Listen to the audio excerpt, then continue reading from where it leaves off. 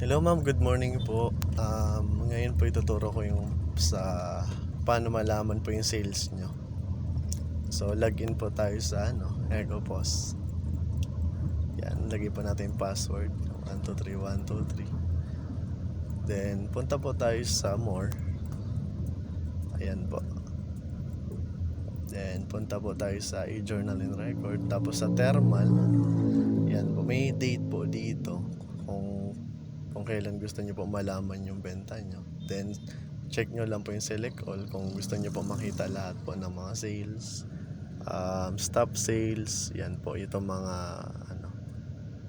features po dito. So ayan, pwede na mo kahit isa lang po ang i-click nyo. Then pindutin nyo po yung search.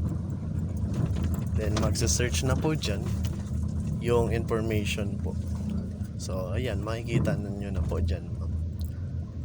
Then may mga, ito po yung date. Pag hindi po nababasa ni system yung for example 1 month po, per week na lang po kayo magsa-search ng sales nyo po para mabasa po nyo. Lalo tigit pag malaki po benta, medyo matagal lang po talaga naglo-loading. So ito po siya, makikita nyo dito. Ito po for example, ayan yung sa sales po yan. So sa system naman po namin, sa PC naman wala naman po siyang wala pang record. So pakita ko lang po dito. Ito yung pang general na po yan, makikita nyo po dyan. Ayan, may mga title naman po siya, mabilis nyo po mamamonitor. Ayan po. So, scroll down po natin. Then pwede rin po natin yan i-save through PDF rin po.